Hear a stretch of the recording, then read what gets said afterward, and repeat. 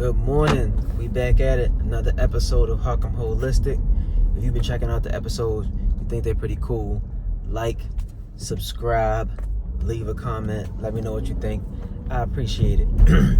So it's 6:35. I'm headed to the Juice Kitchen in our cafe, and I shouldn't be.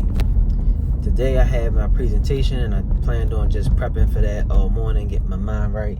So I was up for a little bit looking over that. But something told me just go and be a thorough entrepreneur, and I didn't do what I should have did yesterday, which was text my manager. I got two stories. I didn't text my manager and remind him of something, and sure enough, when I look up, he forgot to do something that we needed to get done for today. So now I have to run over and do it real quick. Luckily, I don't live too far. I could guesstimate this, but I actually figured I would just go and pick up the juices and take them to the cafe. It's not going to be like a big deal if he didn't have the juices today, but why ever slack? Always give 100%. So I'm going to pick up the juices. The Juice Kitchen is literally 5 minutes away from the cafe, so I'm going to pick up the juices that got pressed yesterday, take them to the cafe so we can be fully stocked for the day, and then while I'm there, I'm going to go over the task that my assistant manager should have did yesterday. So learning process. I have a little bit of a feeling why he didn't do it yesterday, because we had like a weird downtime, and then we had this big pickup, and he would normally do it around that time, and he forgot.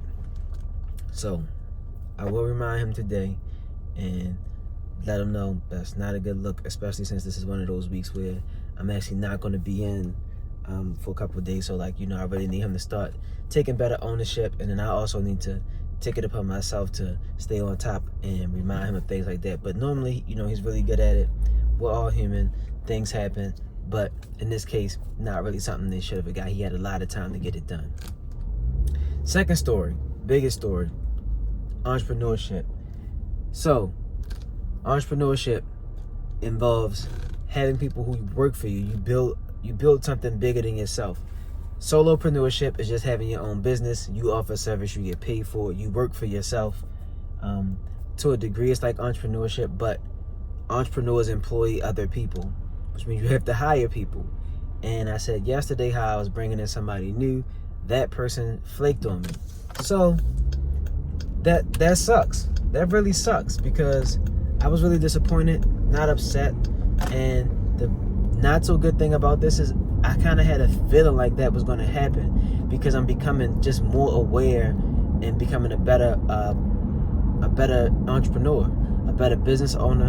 I'm learning how to read and evaluate people better based on what they share, past experiences. I work with this person worked for me before, and the reason why I would hire that person, why I wanted to hire them, is because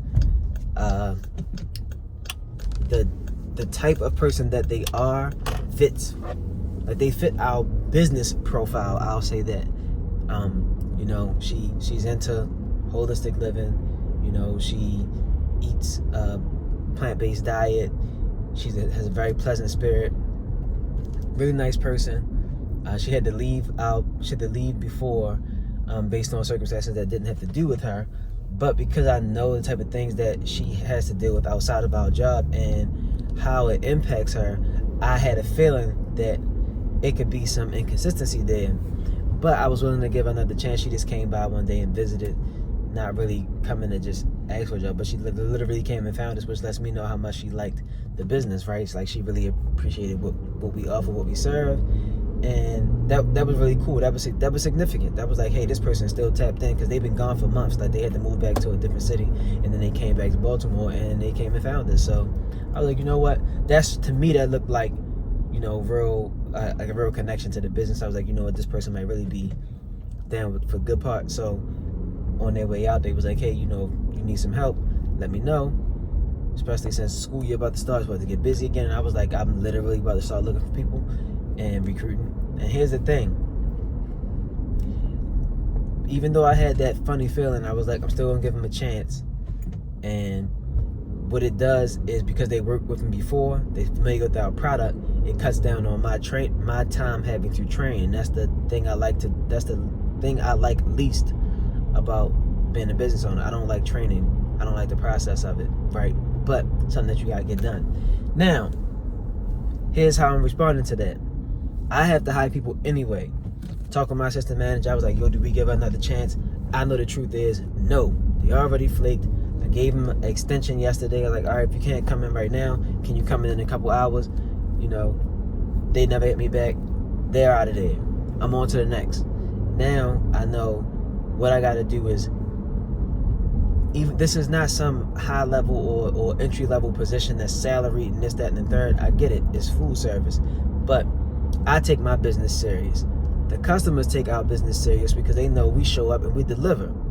And so I got to filter and screen everybody from this point on, going forward, as thorough as I do all of the recipes on my menu and all of the other steps that I have within Good Part Company. So I'm going to create this assessment. It's like a pre-assessment type of thing. And I got this from Patrick David, who I've been following for quite a few years from Valuetainment. And it just so happens that his most recent video that he posted on his YouTube channel was about how to hire. Now, granted, he's hiring people. He's hiring for, you know, C-suite positions and entry-level positions and salary positions and positions with benefits and stuff like that, right? But those things still, the tips that he shares still apply. Like the things you do to kind of filter out people who really won't fit well for your business and for your business culture. So I'm going to make myself, by next week, finish my assessment, which is probably just going to be a video. And here's how it's going to go. I'm going to record myself. I'm going to record a video of myself. And I'm just going to talk about Good Part Company, the company culture, a few highlights about the business, you know, and share what it is that we do and how we get down. And then I'm going to have that assessment ready for everybody that wants to apply. They have to watch the assessment. You know, Patrick David said he has people like read a book, you know, in about a week and send them back a report. I'm going to have them do an assessment and fill out a form and send it back to me. Most people won't even do that. And this video is probably not going to be a long video, but it will most definitely let me know how much effort they're willing to put in and how reliable or how present they are with, you know, how much they want the position, one, and then how much effort are they willing to put in just to get a job. Like, that's simple. It's a little 5-minute video. I'm not telling them how long it is. Hey, watch this video. Let me know, you know, fill out these questions, responding to the video. Let me know you watched it. That way, I mean, that'll let me know that they watched it. And then we'll work on our second, you know, interview and go from there. Because that's a small thing. Like, okay, you don't have to read a whole book to come and make smoothies and serve juice. But to be a good employee, to fit the company culture, which is about communication, reliability, and execution, I'm gonna need you to be reliable and execute and then communicate back to me about what you saw in this video. So that was a nice little lesson learned, nice little tidbit. You know, you always got to be learning and growing on all levels. So in entrepreneurship and business, I'm learning and growing as a business owner, operator, manager, and all that jazz. How to stay on top of my assistant manager, how to bring in better employees. Like, my assistant manager is good. Like, okay, he and I are gonna talk about that. See if it's something we can put in place to always remind him, but he normally, you know, is on top of that. But for these new people coming in, they're going to go through this assessment, and it's going to be, I'm going to call it the Juice Crew assessment. So they're going to go through the Juice Crew assessment. I'm going to sit down and record that video. I might make myself do it like Monday night when I get back from my little trip. But I need to get that done ASAP so I can start rehiring. I'm not going into this school year understaffed. I can't do it. I can't afford it. I wanted to have the month of August, you know, loaded and training people, and so I can have time to do what I wanted to do on the business.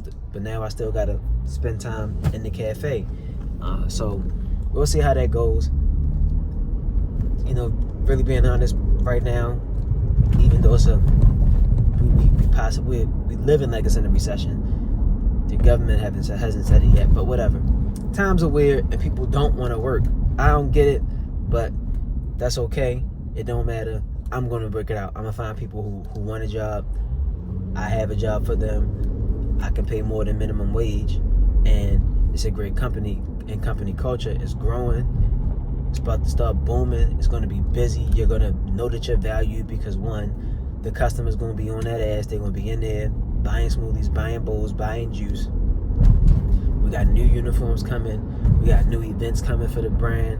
Like, it's energy thriving all around Good Part Company. I know it. Manager knows it. Customer knows it.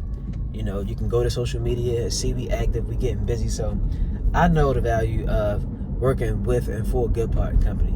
So I'm gonna find people that's gonna want to work with and for Good Part Company. But those are my 2 lessons from yesterday.